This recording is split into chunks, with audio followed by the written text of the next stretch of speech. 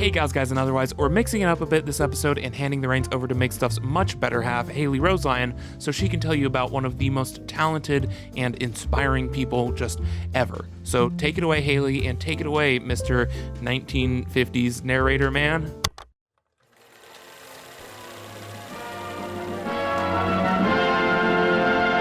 In the studio of Jackie Ormes, one of the few women cartoonists, the popular comic strip characters of Torchy and Heartbeat and Patty Joe literally spring to life. Syndicated in scores of newspapers, her cartoons reach more than 1 million readers each week. Good job, Mr. 1950s narrator man. You're right. Jackie Ormes was one of the few women cartoonists of her day, but she was also the only African-American woman cartoonist at the time, and the very first. And Jackie Ormes will be remembered as an unstoppable force. There's something you can point to in every creative's childhood that will pretty much tell you what kind of preoccupations they'll pursue, hinting at the unrelenting defiance that would follow her through life when the world told young Zelda Jackie Jackson, "This is a bar of soap for, washing." She would say, "No world, this is art," and craft a beautiful tiny sculpture out of it. Anyone out there who loves miniature things and or Castle Rock as much as I do can appreciate that. By the time Jackie graduated from high school in 1930, women made up just 21% of the workforce, and even then the positions they took were mostly quote-unquote women's work, like teachers, secretaries, household help. But Jackie had a different path in mind. Her ambition and persistence landed her a job as a proofreader at the Pittsburgh Courier at just 18. But even if you were a working woman in this era, that usually ended when you got married. There were even marriage bars at the time, policies that required women to be fired once they got married. Naturally, Jackie didn't buckle under those expectations when she married Earl Ormes in 1931. Instead, she went on to make history. At the time when Jackie decided she wanted to get into cartooning for real, the black community had very little representation in mainstream American comics. And when they did show up in comics, well, this advice from a 1944 cartooning instruction manual might give you an idea of the way mainstream comics thought black Americans should be portrayed. The colored people are good subjects for action pictures. They are natural-born humorists and will often assume ridiculous attitudes or say side-splitting things with no apparent intention of being funny. The cartoonist usually plays on the colored man's love for loud clothes, watermelon, chicken, crap shooting, fear of ghosts, etc. Wait, why do I have to read the racist stuff? Thankfully, Jackie Ormes was there to challenge that. In stark contrast to most comic strips in the mid-1930s, Jackie's first comic, Torchy Brown and Dixie to Harlem, offered a look at the real lives of black Americans. The strip starred a bold young woman from rural Mississippi who leaves home to pursue her dream of performing at Harlem's famous Cotton Club. This echoed the real-life Great Migration, when large numbers of black Americans from southern states began moving to northern cities in search of better opportunities.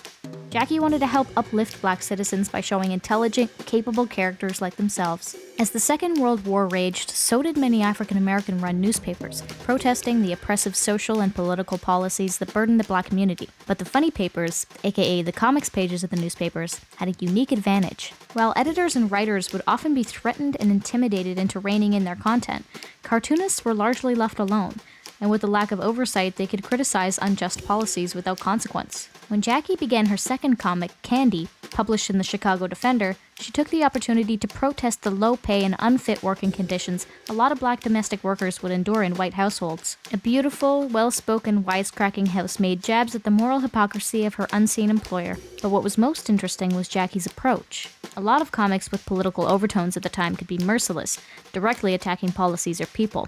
But Jackie used a more approachable setup to lampoon important issues. Candy only ran for 4 months, but Jackie already had her next idea in mind, and it would be her most successful yet.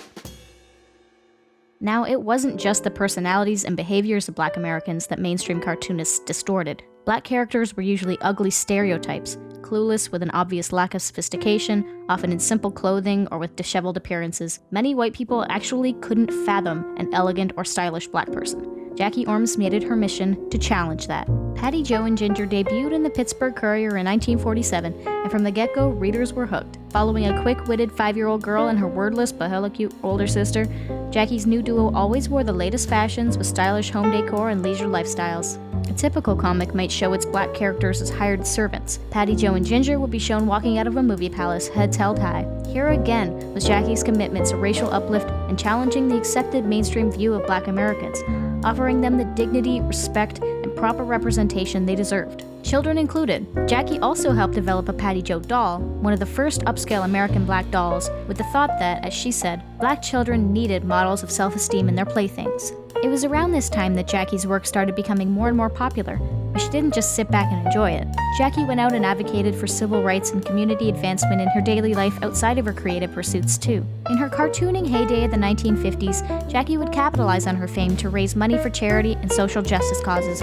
She'd attend community and charity events, speak on panels for high school career days, and answer letters asking for advice, encouraging young people to pursue their dreams despite any obstacles, just like she'd done her entire life. A few years after Patty, Joe, and Ginger began, Jackie started another comic that would run for 4 years, this time a full strip, in full color. Torchy and Heartbeats followed a socially conscious, mature young career woman. Kinda like a spy story with a whole lot of romance, the comic touched on, you guessed it, issues surrounding race and the experience of women at the time, but also things like environmental pollution, a virtually unheard of issue at the time. But by the mid-1950s, Jackie's hands had started to stiffen and ache in the mornings. It was a sign of the rheumatoid arthritis that would eventually make it impossible for her to move without suffering extreme pain. When Patty Joe came to an end in 1956, it also signaled the end of Jackie's cartooning career. Jackie Ormes was unstoppable. Like the bars of soap she'd sculpted into works of art as a kid, she sculpted her world into the world she wanted to see. And when she'd achieved her own dreams, she dedicated the rest of her life to helping others achieve theirs. Jackie drew until she physically could not hold her drawing tools anymore. And even then, when most people would quit, she picked up a paintbrush instead, and she continued to paint for years. She refused to back down even when her own body began to deteriorate. And after everything, she still didn't feel entitled to even be remembered. In 1985, just months before she died, Jackie said in an interview with the Chicago Reader, "I'm always surprised when people remember me." 33 years later, she was immortalized in the Will Eisner Comic Industry Hall of Fame. Jackie Ormes will be remembered as a trailblazer. She'll be remembered as a philanthropist, a feminist, a caring and compassionate human being. She'll be remembered as the first Black American woman cartoonist. Jackie Ormes will be remembered as an unstoppable force.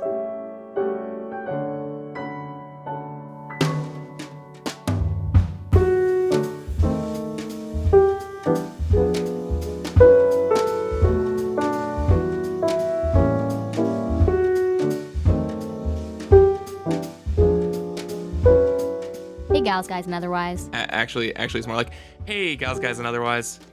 Hey gals, guys, and otherwise. You did it. Perfect.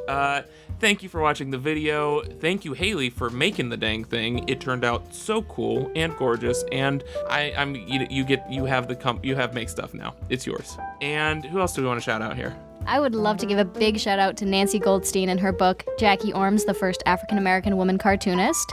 It is amazing, and this video would not be possible without it, and her tireless research. So yeah, you can go buy the book. The link is in the description, or you can check out your local library. It's probably there too. Do that, please. And also, who did this awesome thumbnail art? That is B. Arakaki, and she's an amazing artist. You can check out more of her work on her Instagram and Twitter. Links are in the description. Cool. And we were able to pay for B. Arakaki's artwork through the Make Stuff Patreon, which pays for everything we do. You get exclusive videos, you get everything a week early on there, you get podcasts, you get comics. You can even get a shout out at the end of every video, like these dope patrons. You take the first one. Tyler Anderson, we love you. Thank you, Tyler. Houston, great person/city. Julie Rimley, you're awesome.